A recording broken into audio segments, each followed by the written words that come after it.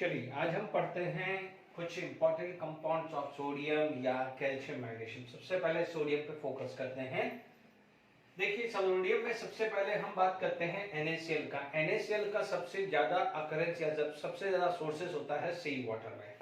यदि मान लीजिए मैं बात करता हूँ सी वाटर के अंदर क्या है, जनरली NaCl होता है 2.7 से 2.9%। ठीक है, अब क्या करना है, इसका प्रिपरेशंस करना है तो हम क्या कर सकते हैं, इवोपरेशंस कर सकते हैं। इवोपरेशन, ठीक है, इवोपरेशन किया हमने। ठीक है, इवोपरेशन क्या है, बाय सोलर हीट कर सकते हैं या बाय सनलाइट, जो भी आप बोलोगे, सोलर हीट से इवोपरेशन किया, आपको क्या मिल जाएगा, क्रूड NaCl।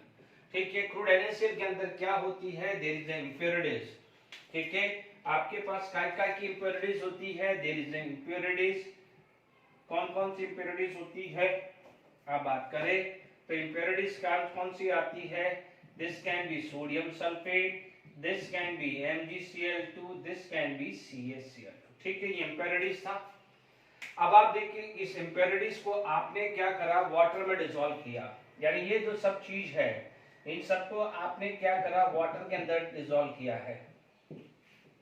ठीक है, वाटर के अंदर डिसॉल्व किया है तो अब आपके पास दो पार्ट बन जाएगा, सॉल्युबल एंड इनसॉल्युबल पार्ट। ठीक है, सॉल्युबल एंड इनसॉल्युबल पार्ट। अब आप देखो सॉल्युबल पार्ट इसके अंदर कौन कौन सा है, आप बोलोगे सर NaCl है, CaCl2 है और MgCl2, this is soluble in water. Insoluble part कौन सा है, Na2SO4 एंड अदर। यदि थोड़ा बहुत कुछ बच भी जाता है हल्की सी और, क्योंकि अपन यहाँ बात कर सकते हैं कि कुछ और इंप्योरिटीज भी साथ में रह सकती है। तो अब आप देखिए इनसॉल्युबल पार्ट है, तो अब आप देखोगे यहाँ पर आपके पास फिल्ट्रेशंस करना पड़ेगा। फिल्ट्रेशंस के बाद आपको क्या मिल जाएगा, फिल्ट्रेट। अब आप देखो फिल्ट्रेट कौन कौन हुआ है, फिल्ट्रेट में आपको क्या क्या मिल गया है, आप देख सकते हैं फिल्ट्रेट में आपको NaCl मिलेगा, क्योंकि ये तो आपने फिल्ट्रेशन से हटा दिया है। फिल्ट्रेट में आपको NaCl, CaCl2, MgCl2 मिला है, बिकॉज दीज आर सॉल्युबल। ठीक है, जो रेसिड्यू था वो हमने हटा दिया, इसको एज ए रेसिड्यू, फिल्ट्रेशन के बाद रेसिड्यू को हमने रिमूव कर दिया है। तो क्या जाएगा, आप क्या लिख सकते हो कि रिमूव रेसिड्यू, यानी जो भी रेसिड्यू है वो रिमूव कर दिया, यानी सोडियम सल्फेट या कोई ऐसा अदर इंप्योरिटी जो वाटर सॉल्युबल नहीं है उसको फिल्ट्रेशन से हमने हटा दी। डन। अब आप देखो फिल्ट्रेट के अंदर आप डालते हैं HCl। क्या डालते हैं, फिल्ट्रेट के अंदर क्या डालते हैं, HCl। तो HCl क्या बनता है, आपको प्योर NaCl प्रेसिपिटेट हो जाता है। क्या हो जाता है, प्योर NaCl प्रेसिपिटेट हो जाता है। अब आप देखो pure NaCl as a precipitate हुआ तो आप बोलोगे सर MgCl2 एंड CaCl2 क्या हुआ है, आप बोलोगे it remain in water, it remain in solution. क्यों, because it is soluble in water, because it is soluble in water। ठीक है, because it is soluble in water। तो आई होप यहां तक समझ में आ गया है। होता क्या है, ये एक्चुअली आयन इक्विलिब्रियम का कंसेप्ट है। आयन इक्विलिब्रियम में क्या होता है मैं वो बता देता हूं। होता क्या है, जैसे NaCl सॉलिड है, समझिएगा, वाटर है, वाटर में गया तो Na plus aqueous and Cl minus aqueous डाला। ओके, अब ये इसमें आप क्या डाल रहे हो, HCl। अब आप देखो HCl जो एक्वस है वो H प्लस एक्वस और Cl माइनस एक्वस बनेगा। आपको ये चीज समझ में आ गया है, ये इक्विलिब्रियम आ गया है। इक्विलिब्रियम का मतलब rate of forward is equal to rate of backward reaction. ठीक है, यानी इक्विलिब्रियम पे कंसंट्रेशन कांस्टेंट होता है। क्या होता है, आप बोलोगे एट इक्विलिब्रियम यदि बात करें तो कंसंट्रेशन रिमेन कांस्टेंट, तो कंसंट्रेशन रिमेन कांस्टेंट। ठीक है, यानी यहां पर इक्विलिब्रियम होगा तो कंसंट्रेशन रिमेन कांस्टेंट, बट आपने HCl इसके अंदर और डाल दिया। HCl डालने का मतलब आपने क्लोरीन को बढ़ा दिया, यानी ये इसके अंदर डालेंगे तो क्लोरीन बढ़ गया। क्लोरीन बढ़ गया तो क्या होगा, जब आप प्रोडक्ट साइड बढ़ता है तो बैकवर्ड रिएक्शंस होता है। ये इक्विलिब्रियम का है पार्ट है, बट फिर भी मैं समझा रहा हूं, ये चीज बढ़ता है तो ये बैकवर्ड रिएक्शंस जाता है। क्या जाता है, बैकवर्ड।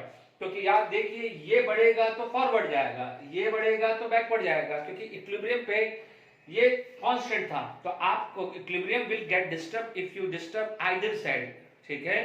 तो जैसे आपने Cl बढ़ाया बैकवर्ड जाएगा, बैकवर्ड जाएगा तो आप क्या बोलोगे कि NaCl का अमाउंट बढ़ेगा, NaCl का अमाउंट बढ़ेगा तो इसका मतलब प्रेसिपिटेशन बढ़ने वाला है। Is it clear to all of you? अब देखिए NaCl जो है, ठीक है, NaCl आया है, उसका ये प्रिपरेशन समझ में आ जाना चाहिए। अब मान लीजिए मैं यूजेस की बात करूं, ठीक है, यूजेस की बात करें तो देखिए यूजेस की बात कर सकते हैं। जैसे यूजेस हमने देखा है कि एज ए टेबल सॉल्ट या कॉमन सॉल्ट में काम यूज कर सकते हैं, ठीक है। NaCl को आप टेबल सॉल्ट या उसमें यूज कर सकते हैं, ठीक है। तो मैंने यहां पर यूजेस की बात करें, यूजेस ऑफ NaCl की बात करें तो आप क्या बोलोगे, कॉमन, इसको it is used as a common salt या टेबल सॉल्ट, आप बोलोगे it is used as common salt और टेबल सॉल्ट, कॉमन सॉल्ट और टेबल सॉल्ट, कॉमन सॉल्ट और table salt in domestic purpose. क्या है? Domestic purpose.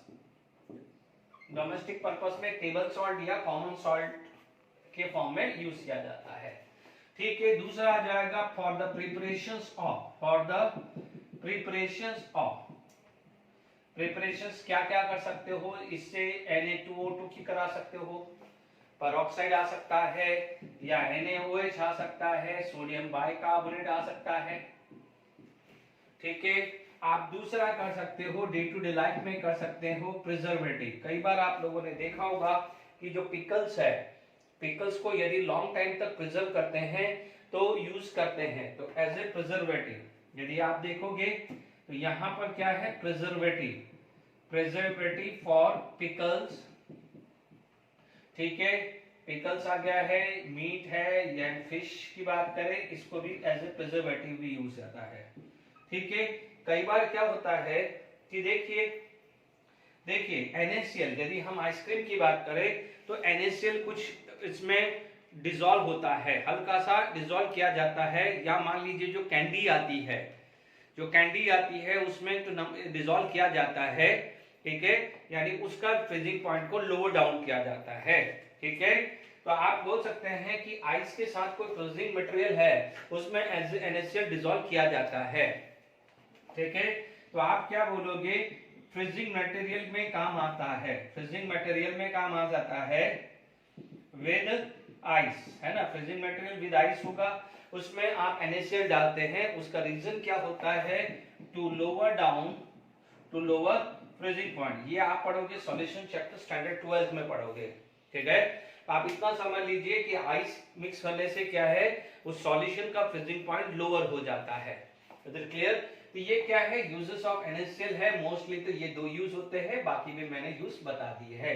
नेक्स्ट हम चलते हैं,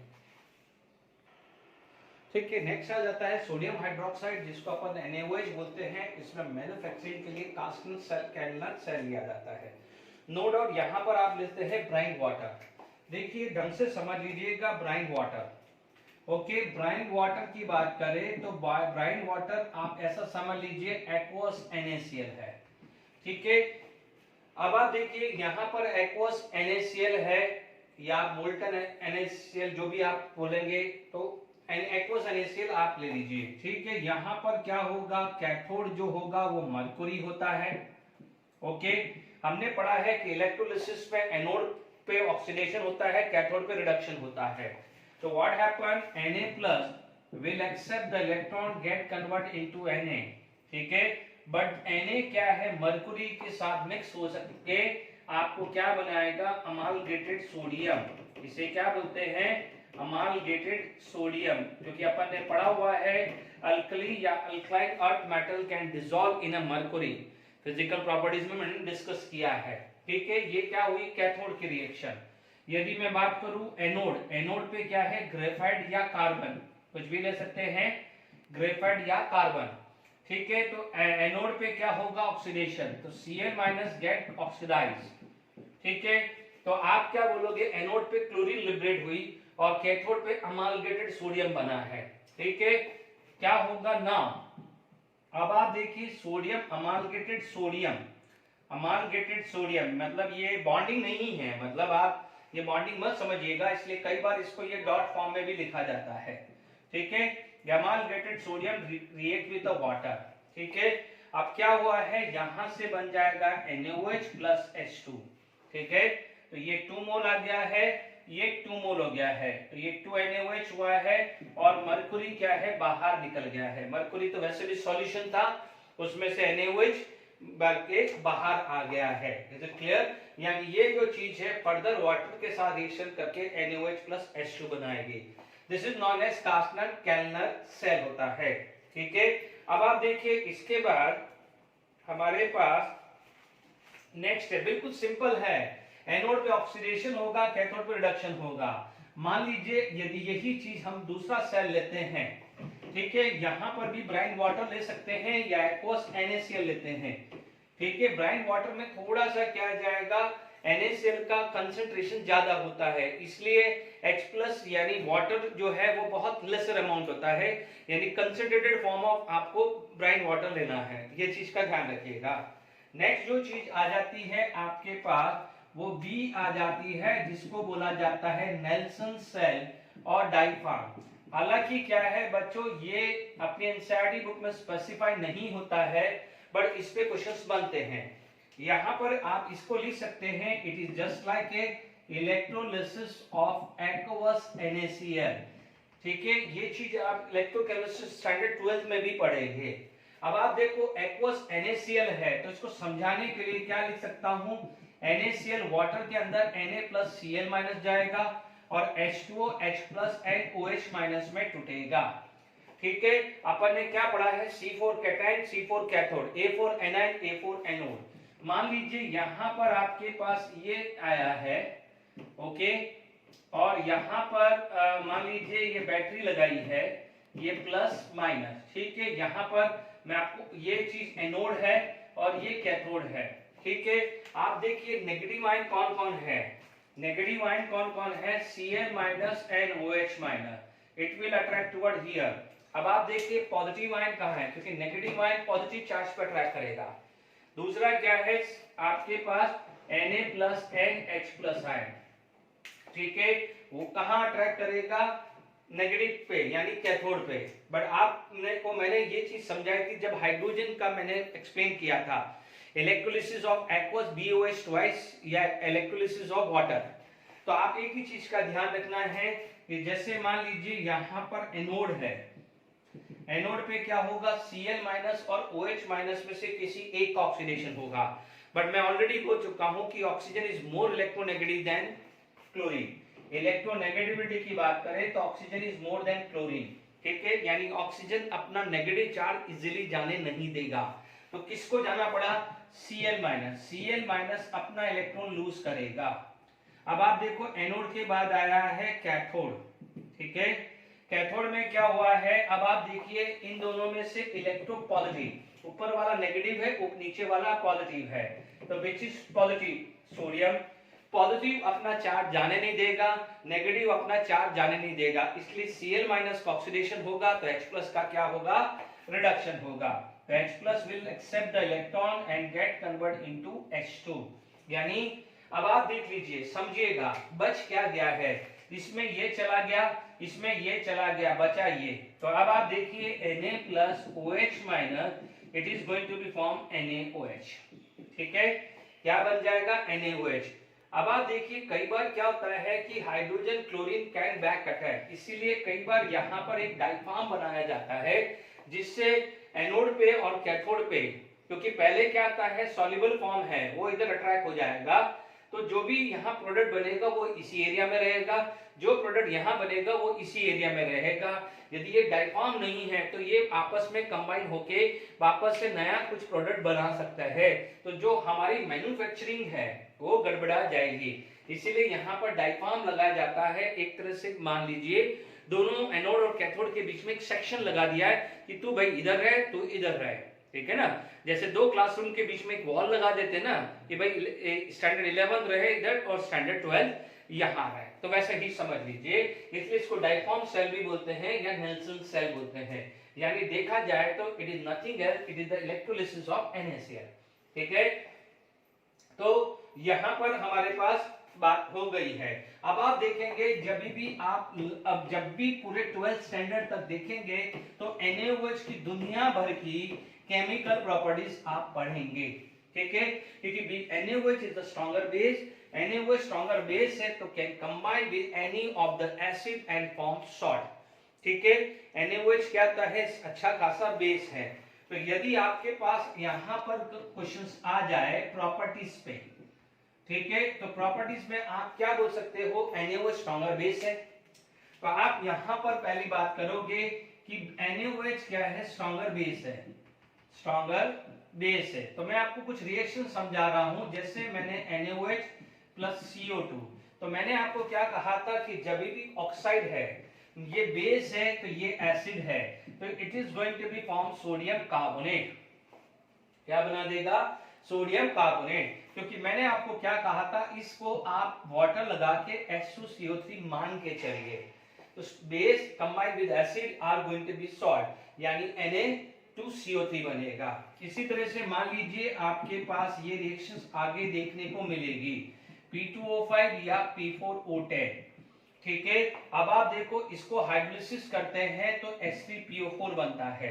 मैंने वाटर चैप्टर के अंदर मैंने समझाया था कि यदि कोई भी ऑक्साइड ऑफ नॉन मेटल को हाइड्रोलिसिस करते हैं तो it is going to be form oxy acid, but उसके अंदर ऑक्सीडेशन नंबर सेम रहेगा, चेक कर लीजिए, मैंने बताया था। तो अब आप देख लीजिए कि आपको प्रोडक्ट क्या मिलेगा, Na कंबाइंड विद दिस, तो आपको जो फाइनली मिलेगा Na3PO4 प्लस वाटर मिलेगा। Is it clear? अब भूल जाओ इसको, अब भूल जाओ इसको। तो ये ट्रिक मैंने आपको बताई थी। ठीक है, बैलेंस आप करते रहना, मैंने समझा दिया है। मान लीजिए ये 3NaOH हुआ, तो आप ये बैलेंस करते रहना। जैसे यही चीज आपके पास आया है कि NaOH combined with SiO2, SiO2 तो इसी का ही बड़ा भाई है, तो आपको क्या मिल जाएगा, सोडियम सिलिकेट। क्या मिल जाएगा, सोडियम सिलिकेट। ठीक है, ये आ जाएगा सोडियम फॉस्फेट, ये क्या आ जाएगा, सोडियम कार्बोनेट। ठीक है, हालांकि ये चीज आ गया है NaOH plus HCl, NaCl, NaOH plus H2SO4 sodium sulphate, यानी NaOH is highly reactive. Is it clear? अब आप देखिए इसके यूजेस मैं लिख देता हूं। ठीक है, ठीक है, तो यहाँ पर यूजेस ऑफ NaOH की बात करें, manufacturing of soap, paper, artificial silk and number of chemicals बनाने के लिए, petroleum refining, in the purification of bauxite, in the textile industry for the mercerising the cotton fabric. ठीक है, for the preparation of pure fat and oil as a labour, यानी reading करनी है, उसमें ज्यादा कोई दिमाग नहीं लगाना है। एक चीज का खास कर ध्यान रखना है कि आप कोई रेफरेंस बुक सॉल्व कर रहे हैं, NaOH ऐसा केमिकल है कि जो हर जगह काम आएगा। जैसे अभी अपन ने रिडॉक्स रिएक्शंस पढ़ा था, तो रिडॉक्स रिएक्शंस के अंदर हमने पढ़ा था कि NaOH plus Cl2 give NaCl plus NaClO। ठीक है, अब मान लीजिए ये कोल्ड और है कंडीशन आई, यदि यही चीज हॉट कंडीशंस होती, NaOH जो है हॉट कंडीशन आ जाती और कंसंट्रेट होती, तो ये बनता है NaCl प्लस NaClO3। ठीक है, तो ये रिएक्शंस जो है ये आप पी ब्लॉक्स में पढ़ोगे। ठीक है, कुछ रिएक्शंस आपको ऐसे आती रहेगी, तो जैसे मैं जहां जाएगी वहां पर मैं समझाऊंगा। जैसे मान लीजिए NaOH can react with the non metal like boron, तो सोडियम बोरेट बना सकता है एल्यूमिनियम के साथ, क्योंकि एल्यूमिनियम जिंक है वो एम्फोटेरिक होता है, तो सोडियम एल्यूमिनेट, सोडियम जिंकेट बन सकता है। ठीक है, तो similarly the zinc can react with the NaOH, sodium zincate. यदि जिंक के हाइड्रोक्साइड है, जैसे अपन ने लास्ट लेक्चर में पढ़ा था, aluminium hydroxide when treated with OH minor, तो एल्यूमिनेट बनाएगा, सोडियम एल्यूमिनेट। सोडियम बेरेलेट बनाया था तो सोडियम जिंकेट बन जाएगा। तो ये सारी रिएक्शन धीरे धीरे कहीं ना कहीं काम आती रहेगी। जैसे लास्ट लेक्चर में ही देखो NaOH की रिएक्शन मैंने AlOH थ्राइस से और BOH ट्वाइस से पढ़ाया है। अब BOH ट्वाइस की जगह ZnOH ट्वाइस डाल दो तो आपको क्या मिल जाएगा, सोडियम बेरिलेट की जगह सोडियम जिंकेट बन जाएगा। ठीक है ना, तो ये सारी रिएक्शन धीरे धीरे जहां जाएगी वहां मैं यूज कर रहा हूं, फिर भी मैंने काफी समझा दिया है ये पी ब्लॉक में आएगा, नहीं तो रिडॉक्स में बैलेंसिंग तो हमने इसमें की है।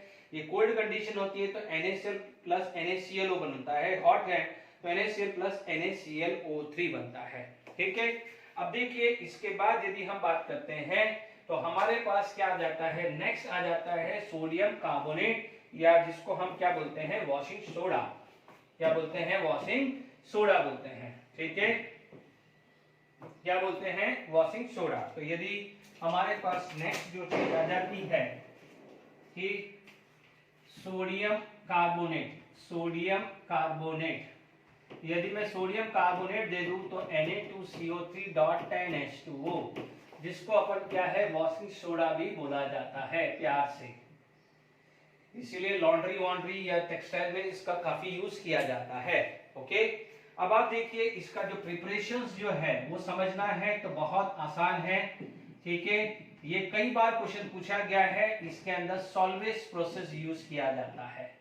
इस प्रोसेस का नाम होता है salvage. Number of time question इस पे बना हुआ है, मेक श्योर।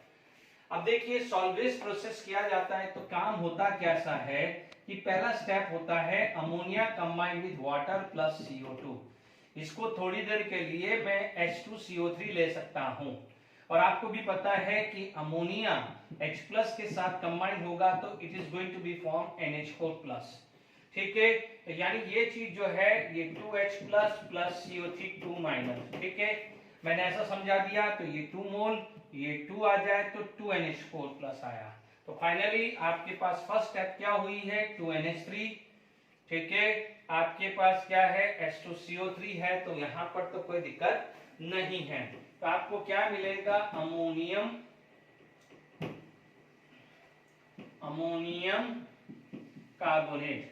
ठीक है, तो ये मैंने एक्सप्लेन कर दिया कैसे बना है। अमोनिया ने H+ आयन लिया, अमोनियम आयन बना। ये मैं रब कर देता हूं, मैंने समझा दिया है आपको। ठीक है, अब अमोनियम कार्बोनेट, सेकंड स्टेप क्या है, अमोनियम कार्बोनेट। यदि मैं अमोनियम कार्बोनेट को वापस से एक्सेस में लेके चलूं तो ये क्या बन जाएगा, अमोनियम बाइकार्बोनेट। क्या बन जाएगा, अमोनियम बाइकार्बोनेट बन जाएगा। Is it clear to all of you? ठीक है, क्या बन जाएगा, अमोनियम बाइकार्बोनेट। एग्री? ठीक है, तो इसे क्या बोलते हैं अपन, अमोनियम कार्बोनेट। ठीक है, और इसको क्या बोलेंगे, अमोनियम बाइकार्बोनेट। अमोनियम बाइकार्बोनेट या हाइड्रोजन कार्बोनेट भी बोलते हैं बच्चों। ठीक है, बाइकार्बोनेट भी बोल सकते हैं या हाइड्रोजन कार्बोनेट। तीसरा चीज क्या आती है कि जब NH4HCO3 है, आप NaCl के साथ लेके चले तो ये क्या है, दोनों सॉल्ट है। तो जब सॉल्ट आता है तो डबल डिस्प्लेसमेंट आता है, यानी ये पॉजिटिव पार्ट, इसको मैं थोड़ी देर के लिए लिख दूं, इसको मैं प्लस माइनस कर दूं, ये पॉजिटिव इसके साथ होगा और ये इसके साथ चला जाएगा। तो आपके पास जो बन जाता है वो प्रोडक्ट बन जाता है NH4Cl और NaHCO3। ठीक है, क्या मिल जाता है, NaHCO3। इसे क्या बोलते हैं, sodium bicarbonate. Sodium bicarbonate, sodium bicarbonate मिल गया। तो अब आप देखो यहां पर फोर्थ क्या होता है, सोडियम बाइकार्बोनेट। सोडियम बाइकार्बोनेट को जब आप हीट करते हैं तो you are getting sodium carbonate plus water plus CO2 मिलता है। What you will get, sodium bicarbonate को जब हीट करते हैं तो sodium carbonate plus water plus CO2 मिलता है। इसे क्या बोलते हैं, सोडियम कार्बोनेट। तो इस तरह से आपको सोडियम कार्बोनेट प्रिपेयर होता है, सोडियम बाइकार्बोनेट। ठीक है, यानी आप देखेंगे इस चीज को उल्टा कर देंगे तो सोडियम बाइकार्बोनेट प्रिपेयर होगा, जो मैं अभी बाद में लूंगा इसको, है ना। तो ये in this manner we can prepare sodium carbonate. ठीक है, प्रिपरेशन में कोई बहुत बड़ी बात नहीं है। अब एक ही चीज का ध्यान रखना है कि ये जो चीज होती है, ये जब रिएक्शंस होती है तो ये प्रेसिपिटेट होती है। क्या हो जाती है, प्रेसिपिटेट। प्रेसिपिटेट होगा तो फिल्ट्रेशन करेंगे, फिल्ट्रेशन करेंगे तो this remain in the solution and this come as a residue. तो रेसिड्यू को आप कर सकते हैं, और इसीलिए सॉल्वेज प्रोसेस के अंदर आप सोडियम कार्बोनेट ही बना सकते हैं। ध्यान रखना है कि not for preparation of K2CO3, यानी पोटेशियम कार्बोनेट इस मेथड से नहीं बना सकते हैं, क्योंकि बच्चे लोग क्या बोलोगे, सर यहाँ KCl डाल दो तो यहाँ पर KHCO3 बन जाएगा, बट ध्यान दीजिएगा कि KHCO3, बिकॉज इसका रीजन लिख सकते हैं, because KHCO3 is highly soluble in water, जबकि ये क्या होता है, लेस सॉल्युबल इन वाटर। तो इसीलिए एक एडवांटेज हो जाता है कि sodium being less soluble in water, sodium bicarbonate है, इसीलिए सॉल्वेज प्रोसेस के अंदर सोडियम कार्बोनेट बना सकते हैं, जबकि पोटेशियम बाइकार्बोनेट नहीं बना सकते। ये क्वेश्चन पूछा जा सकता है, ये ध्यान रखना कि why potassium bicarbonate can not prepare by using the Solvay method. तो आप सिंपल बोलोगे due to the higher solubility of sodium bicarbonate in a water.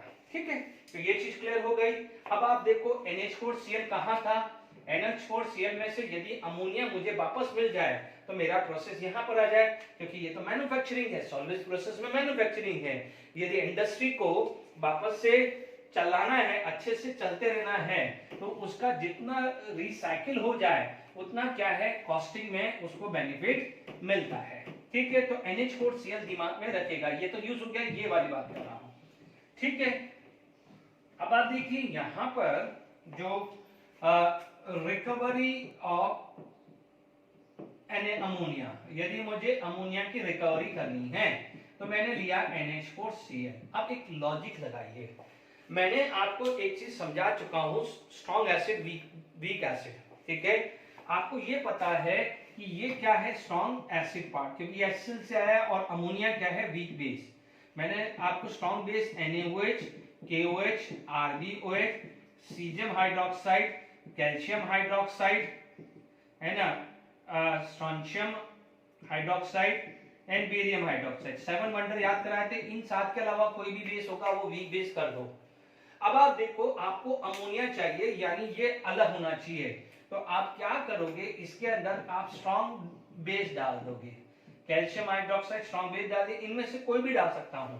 ठीक है, स्ट्रॉन्ग बेस क्या करेगा, इसको लेके चला जाएगा, अपना सॉल्ट बना देगा, तो आपको क्या होगा, अमोनिया फ्री हो गया, ये बन गया है CaCl2।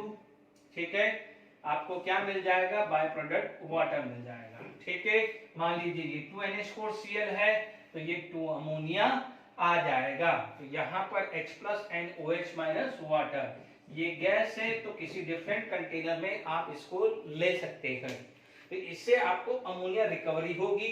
इस अमोनिया को रीयूज कर सकते हैं, अमोनिया में वाटर प्लस CO2 डालोगे, अमोनियम कार्बोनेट, एक्सेस करोगे तो अमोनियम बाइकार्बोनेट, NaCl डालोगे तो सोडियम बाइकार्बोनेट, सोडियम बाइकार्बोनेट को हीट करोगे तो you will get sodium carbonate. ठीक है, यहां तक समझ में आ गया है सोडियम कार्बोनेट का प्रिपरेशन कैसा है।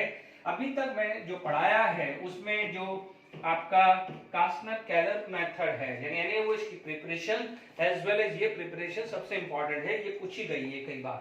अब आप देखिए, यदि मैं प्रॉपर्टीज की बात करूं, इसकी बात करूं प्रॉपर्टीज, जनरली एक चीज आप समझ लीजिए, मान लीजिए मैंने प्रॉपर्टीज में बात करी, अल्कली के कंपाउंड, जैसे मोस्टली जैसे बात करें सोडियम के या पोटेशियम के, कैल्शियम के या स्ट्रोंशियम के या बेरियम के, अल्कली या अल्कलाइन अर्थ मेटल के कंपाउंड, दे आर मोस्टली आयनिक। आयनिक हमेशा व्हाइट क्रिस्टलाइन होता है, कलरलेस होता है, ये ध्यान रखना है, या पीछे नोट कर लेना, ये यहाँ पर नोट कर लेना कि मान लीजिए आपसे बोले NaOH कलरलेस या व्हाइट क्रिस्टलाइन सॉलिड भी बोल सकते हैं, तो आप यहां पर आप बात करेंगे तो आप बोलोगे Na2CO3 10H2O is white crystalline solid। और आपने डे टू डे लाइफ में देखा होगा, यदि वॉशिंग सोडा अपन मार्केट से लाते हैं तो वो व्हाइट ही आता है, बेकिंग सोडा भी व्हाइट ही होता है। It is a white crystalline solid. हमेशा ध्यान रखना, जितने भी आयनिक कंपाउंड है, बेकिंग सोडा, NaOH, NaCl, ये सब व्हाइट होते हैं। जिप्सम, आप देखो प्लास्टर ऑफ पेरिस, जिप्सम, ये सब क्या है, लाइम, CaO, मिल्की वे नहीं आता लाइम, CaOH2, ये सब व्हाइट होते हैं, ध्यान रखना। कलर सिर्फ कोवेलेंट या कोऑर्डिनेट कंपाउंड देते हैं कलर। ठीक है, तो ये चीज क्लियर हो गया है।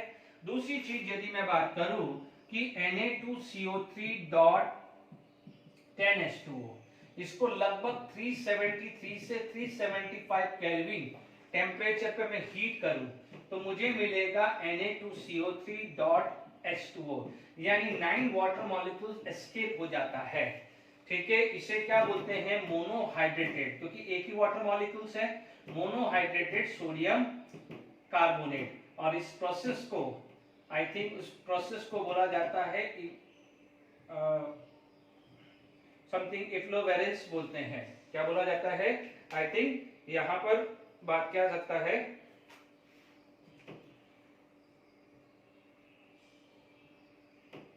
इफ्लोरेसेंस, आई थिंक कुछ इफ्लोरेसेंस कुछ इस तरह से मेथड बोला जाता है। ठीक है, एफ्लोरेसेंस कुछ ऐसा है, वो मेथड बोला जाता है। अब आप देखिए इसी चीज को मैं आगे लूं तो मैंने लिया है Na2CO3.H2O। अब टेम्परेचर मैंने यहां पर बढ़ा दिया है, मान लीजिए 373 केल्विन से ज्यादा हीट कर दिया तो मुझे क्या मिलेगा, Na2CO3.H2O। इसका मतलब बॉइलिंग पॉइंट ऑफ वाटर आप लेके जाओगे तो water get boiled and get convert into vapour. ठीक है, यानी सारा का सारा इवोपरेशन हो जाता है। आई होप फिजिकल प्रॉपर्टीज भी मेरे समझा दी है। फ्लोरेसेंस याद रख लेना, स्पेलिंग थोड़ा देख लीजिएगा। तो ये मेन प्रॉपर्टीज मैंने समझा दिया है। मैं इसके यूजेस लिख देता हूं। मोस्टली तो आप देखेंगे लॉन्ड्री जहां भी टेक्सटाइल है, क्योंकि वॉशिंग सोडा नाम से ही पता चल रहा है। ओके, ठीक है। यूजेस ऑफ Na2CO3 में देख लीजिए, it is used in water softening, laundry या क्लीनिंग, क्योंकि वॉशिंग सोडा है तो क्लीनिंग लॉन्ड्री में काम आ सकता है। Use in the manufacturing of glass soap. ठीक है, it is use in the paper, paint and textile industry. Use in the qualitative and quantitative analysis. देखो, क्वालिटेटिव या क्वांटिटेटिव एनालिसिस का मतलब क्या होता है कि कभी भी आपको कोई टेस्ट करना है कि क्या यहाँ पर एनायनिक सॉल्यूशन है या एनायनिक रेडिकल है या कैटायनिक रेडिकल है या ये एलिमेंट है, तो वो बोला यस या नो। मान लीजिए आप बोलते हैं कि ग्रीन कलर फॉर्म हुआ तो ये मेटल होगा या ये नॉन मेटल होगा, तो these are consider as a quantitative analysis. कितना होगा, कितना परसेंटेज होगा, कितना अमाउंट होगा, उसे क्या बोलते हैं, सॉरी क्वांटिटेटिव में क्या होता है, अमाउंट कितना होता है, और क्वालिटेटिव में प्रेजेंट है या नहीं। ग्रीन कलर दिया, यस क्वालिटेटिव एनालिसिस। 10% है उसके अंदर तो वो क्वांटिटेटिव एनालिसिस। ठीक है, मैं ज्यादा इसमें टाइम नहीं खराब करना है, अपन ने रीडिंग कर ली। यूजेस तो ऐसे चीजें हैं कि आप एक नोट्स बना के रख लीजिए, जब भी एग्जाम्स होगा उसमें एक बार 1 घंटे पहले, 2 घंटे पहले या 1 दिन पहले रीडिंग करके जाना है। क्या पता कौन से यूज में से कहीं से क्वेश्चन पूछ लें, इसलिए मैं कुछ नहीं बोल सकता। देखिए नेक्स्ट आ जाता है, उसे बोला जाता है सोडियम बाइकार्बोनेट, या सोडियम बाइकार्बोनेट का दूसरा नाम सोडियम हाइड्रोजन कार्बोनेट भी बोलते हैं। It is known as NaHCO3, जिसका प्यारा सा नाम है बेकिंग सोडा। से क्या बोलते हैं, बेकिंग सोडा। आप लोगों ने देखा होगा पेस्ट्री या केक में पोरोसिटी होती है, यानी क्या होता है कि जब उसको बेकिंग पाउडर में बनाने में भी इसलिए यूज होता है कि जब कोई भी केक या पेस्ट्री बनता है तो डेफिनेटली ओवन के अंदर हीट रखा जाता है। तो जब NaHCO3 का, अभी थोड़ी देर पहले मैंने कहा था, NaHCO3 को जब हीट करते हैं तो Na2CO3 plus water plus CO2 आती है। तो CO2 क्या है, इफ इट इज एस्केप तो क्या होगा, वो उड़ेगी तो उसके अंदर गैप आ जाता है, इसलिए वो क्या है, स्पंजी टाइप, पोरस टाइप होता है। कोई भी पेस्ट्री ले लो या केक ले लीजिए, इज इट क्लियर। तो ये पोरोसिटी आती है due to the evolutions of heat, यानी जब भी सोडियम बाइकार्बोनेट हीट करेंगे तो CO2 रिलीज होगी। इसकी वजह से जो केक है या पेस्ट्री फ्लफी होता है, यानी उसके अंदर पोरोसिटी टाइप होता है। ये चीज का खासकर ध्यान रखना है, इज इट क्लियर। तो मैंने आपको समझा दिया रिगार्डिंग के प्रिपरेशन। तो सिंपल है, अभी उल्टा कर दीजिए, सोडियम कार्बोनेट को वाटर प्लस CO2 डाल दीजिए, सोडियम कार्बोनेट के अंदर वाटर प्लस CO2 डाल दीजिए, तो आपको क्या मिल जाएगा, सोडियम बाइकार्बोनेट मिल जाएगा। What you will get, sodium bicarbonate. ठीक है, सोडियम बाइकार्बोनेट आपको मिल जाएगा, यानी दिस इज द प्रिपरेशंस। 2 मोल की बात करें तो ये प्रिपरेशंस आ जाता है। ठीक है, आगे बस में तो ये प्रिपरेशंस हमने पढ़ लिया है। अब आप देखिएगा कि कई बार ये जो है यहाँ पर यदि मैं प्रॉपर्टीज की बात करूं तो प्रॉपर्टीज की बात करें तो नो डाउट ये होता क्या है, white crystalline, it is the white crystalline solid, white crystalline solid होता है। ठीक है, आप देखेंगे यदि आप यहां पर बात करेंगे कि आप बोलेंगे during preparations of cake and pastry, क्या होता है, केक और पेस्ट्री के अंदर जब आप हीट करते हैं तो NaSCO3 जो बना है वो हीट होगा, तो this is going to be form Na2CO3 plus H2O and CO2। तो due to the evolution of CO2 क्या होता है, ये आपका क्या जाता है, इसके अंदर होल्स क्रिएट हो जाते हैं, होल्स क्रिएटेड हो जाते हैं, या फ्लफी फ्लफी फ्लफी है ना, क्या हो जाएगा, फ्लफी बन जाता है। ठीक है, तो वो भी रीजन मैंने बता दिया है। ठीक है, यदि मान लीजिए आप ये भी समझ सकते हैं कि कार्बोनेट यदि वाटर के साथ रिएक्शन आ जाता है तो it is going to be form sodium bicarbonate. Is it clear? या आप ऐसा समझ सकते हैं यदि वाटर नहीं लिखना चाहते हैं तो एसिडिक मीडियम है तो यहाँ पर क्या बन जाएगा, bicarbonate. Is it clear? Carbonate plus H plus ion, it is going to be give bicarbonate. Is it clear to all of you? ठीक है, यूजेस भी देखते हैं। ठीक है, तो अपने पास ये आ जाएगा, तो यहाँ पर आप लिख सकते हो कि CO3 माइनस वाटर, तो वाटर को जान करके H प्लस OH माइनस दूं तो ये क्या हुआ है, this is going to be form HCO3 minus plus OH minus. तो आप क्या बोल सकते हैं कि aqueous solution of carbonate is basic या अल्कलाइन। ठीक है, ये आपको कहीं ना कहीं रीडिंग में मिलेगा, यानी aqueous form of sodium carbonate क्या होता है, Na2CO3 plus water will give NaSCO3 and NaOH। इसीलिए Na2CO3 को कई बार एसिड बेस टाइट्रेशन में NaOH की जगह भी ले लेते हैं। तो clear to all of you? तो यहाँ पर आपके पास समझ में आ गया। इसीलिए अभी अपन ने Na2CO3 के लिए लिखा था कि क्वालिटेटिव या क्वांटिटेटिव एनालिसिस में काम आते हैं। तो जब भी एसिड बेस टाइट्रेशन है तो इंस्टेड ऑफ NaOH आप एक्वस फॉर्म ऑफ Na2CO3 भी ले सकते हैं। क्यों ले सकते हैं वो भी मैंने समझा दिया है। ठीक है, तो पहले ये लिखा, फिर मैंने ये वाटर के साथ रिएक्शंस लिया है।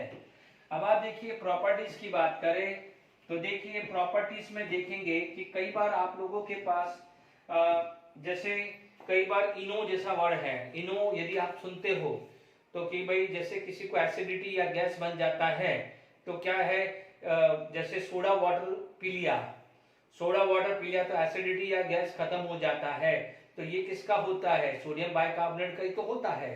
ठीक है, तो आप देखेंगे यदि सोडियम बाइकार्बोनेट के यूजेस देखें, यदि मैं यहां लिख दूं यूजेस ऑफ सोडियम बाइकार्बोनेट, ठीक है, तो क्या हो सकता है, सबसे पहले क्या हो जाता है, एज ए एंटीसेप्टिक भी होता है, एंटीसेप्टिक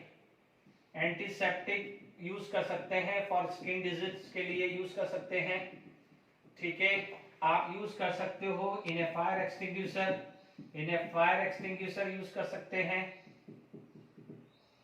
ओके, फायर एक्सटिंग्विशर में यूज हो सकता है प्रिपरेशन ऑफ बेकिंग पाउडर, ये तो नाम ही सुन रहा है, प्रिपरेशन फॉर बेकिंग पाउडर बनाने में काम ले सकते हो। ठीक है, आप ले सकते हो, बेकिंग पाउडर की बात आ गई तो आप क्या बोल सकते हैं, जैसे मान लीजिए सोडा वाटर है तो आप बोलोगे प्रिपरेशंस ऑफ या फॉर मेकिंग ऑफ एफरवेंसेस ड्रिंक, यानी जिसमें वो CO2 रिलीज होता है, स्पेलिंग देख लीजिएगा, एफरवेंसेस ड्रिंक है ना, जिसमें CO2 रिलीज होता है ना, वो वाला ड्रिंक है। ठीक है, आप क्या हो जाएगा, एज ए एंटासिड भी यूज हो सकता है। एंटासिड हम पढ़ते हैं फॉर एसिडिटी प्रॉब्लम में भी यूज किया जा सकता है। ठीक है, तो ये कुछ यूजेस का सोडियम बाइकार्बोनेट में हमने पढ़ लिया है। तो मैंने आपको अभी सारे के सारे आपको सोडियम के जो भी मेनली कंपाउंड है, सारे करना आसान नहीं है, करने की जरूरत नहीं है, पूछेगा नहीं, बेटर जो है जो पूछ सकता है वही हम डिस्कस करें। ऐसे तो आप सोडियम ऑक्साइड, सोडियम पर ऑक्साइड, ठीक है, जरूरी नहीं है। ठीक है, आगे बढ़ते हैं, चलिए।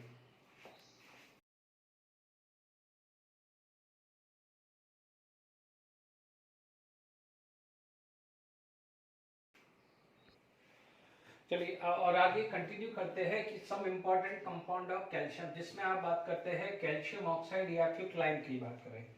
ठीक है, यदि मान लीजिए प्रिपरेशन की बात करें तो हमारे को पता है CO3 को जब हम हीट करते हैं तो CaO प्लस CO2 मिलता है।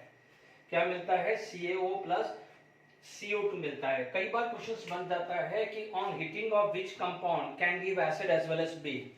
तो आप ये चीज का ध्यान रखिएगा, this is base and this is acid. एक एसिड और बेस देगा, ध्यान से समझना, ये क्वेश्चन भी बनता है। नो डाउट लगभग 1070 से 1273 केल्विन। ठीक है, ये जरूरी नहीं है टेम्परेचर, बट हायर टेम्परेचर आप याद कर सकते हैं। ठीक है, दिस इज बात, ये बात थी आपकी प्रिपरेशंस की। यदि मैं प्रॉपर्टीज की बात करूं तो जैसे आप लोगों ने ये पढ़ा था कि जो सोडियम के कंपाउंड थे वो जनरली क्या थे? क्रिस्टलाइन थे। क्रिस्टलाइन का मतलब होता है regularly orderly arrangement of atom या आयंस या मॉलिक्यूल्स होता है। ये होता है एमरफस, होता व्हाइट ही है क्योंकि आयनिक कंपाउंड व्हाइट ही देगा, बट एमरफस होता है। एमरफस का मतलब जहां पर इरेगुलर अरेंजमेंट होता है। ठीक है, तो आप इसको क्या बोलोगे? It is white, it is a white, है ना, एमरफस सॉलिड। एमरफस सॉलिड होता है। ठीक है, समझ में आ जाएगा एमरफस। देखिए आज के लेक्चर में यदि कुछ इक्का दुक्का कैल्शियम के कंपाउंड होते हैं तो ठीक है, अदरवाइज क्या हो जाएगा, नेक्स्ट में फिर कंप्लीट करके फिर रिमेनिंग जो टाइम होगा I will discuss the questions, previous year के क्वेश्चन डिस्कस करूंगा, जो आज के लेक्चर में नहीं को भी कवर कर लेगा और करके भी कवर कर लेगा, कल नेक्स्ट लेक्चर के भी कवर कर लेगा, ध्यान रखिएगा। ठीक है, अब आप देखिए सेकेंड जो चीज आ जाती है, it is white amorphous solid हो जाता है। देखिए इसके अंदर क्या होता है, जैसे CaO है उसको वाटर में डालें तो it is going to be form CaOH twice. ठीक है, यदि मान लीजिए आप इसको क्या बोलते हैं? क्विकलाइन। यदि क्विकलाइन को if is added in small amount of water, small amount of water, ठीक है, इट, जैसे यहां पर आप बात करें तो क्या है, क्या होगा? इट लम्स ऑफ लाइन, यानी टूट जाएगा। तो this process is known as slaking of lime. क्या बोलते हैं? Slaking of lime.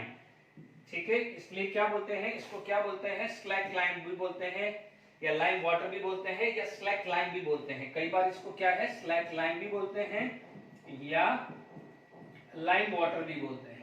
ठीक है, ये चीज का ध्यान रखना है। This process is known as slaking of lime. ठीक है, स्लैकिंग, नॉट ये स्लैकिंग ऑफ लाइम आएगा। ठीक है, तीसरा दे देते हैं। अभी यही चीज उल्टा भी हो सकता है, CaO plus CO2 can form CaCO3, क्योंकि ये क्या है? एसिड है, ये क्या है? Base. Acid when combined with the base are going to be form salt. ठीक है, बिल्कुल सिंपल, समझ में आ रहा है। ठीक है, अब आप देखेंगे यहां पर और प्रॉपर्टीज की बात करें तो कैल्शियम ऑक्साइड है क्या? बेस। बेस क्या करेगा? किसी भी एसिड के साथ रिएक्शन करेगा। पहले रिएक्शन तो यही है कि base combined with acid are going to be form salt आ गया है। ठीक है, अब आप देखो CO2 क्या होता है? Oxide of a non metal, उसी के नीचे होता है सल्फर, सिलिकॉन। सिलिकॉन का भी क्या होता है? एसिडिक इन नेचर होता है। तो आप देखेंगे कि यहाँ पर मान लीजिए नेक्स्ट जो है, मान लीजिए कोई भी प्रिपरेशन है कि कैल्शियम ऑक्साइड प्लस SiO2। ठीक है, तो आप क्या बोलोगे? जैसे CaCO3 बनाता तो CaSiO3 बन जाएगा। ठीक है, ये क्या होगा? बेस। मान लीजिए फर्स्ट रिएक्शन उसको मान लीजिए, इसको सेकेंड रिएक्शन मान लीजिए, ये बेस ये एसिड। ठीक है, इसको आप क्या बोलोगे? वो कैल्शियम कार्बोनेट था तो ये क्या हो जाएगा? Calcium silicate. क्या हो जाएगा? Calcium silicate. थर्ड रिएक्शन यदि मैं बात करूं, कैल्शियम ऑक्साइड प्लस P4O10, या तो लिख दीजिए जिसको हम बोलते हैं P2O5 का डाइमर। ठीक है, तो it is going to be form calcium phosphate. क्या बना देगा? Calcium phosphate. ये 3 ये 2 चार्ज आ जाएगा। Is it clear to all of you? तो क्या बन जाएगा? Calcium phosphate. ओके, तो मान लीजिए मैंने यहां पर ये 2 कर दिया। ओके, तो क्या है 2 4 जा 8 और 2 10, तो मेरे को यहाँ पर 2 3 6 करना पड़ेगा, जो बहुत लंबा चीज चल रही है। तो 3 2 6 और 16, तो 2 4 8 8 2 16 बैलेंस हो रहा है। आप कई बार जरूरी नहीं है कि P4O10 मिले, P2O5 भी लिखेगा, बट मोस्टली आपको P4O10 ही मिलेगा, ध्यान रखना। तो मैंने आपको क्या कहा है, इसका H2O डाल के H2SO3 आ जाएगा, तो आप ये बात कर सकते हैं। Clear to all of you? तो मैंने आपको इसकी फिजिकल प्रॉपर्टीज और केमिकल प्रॉपर्टीज भी मैंने डिस्कस किया है। अब यूजेस अपन लिख देते हैं। ओके,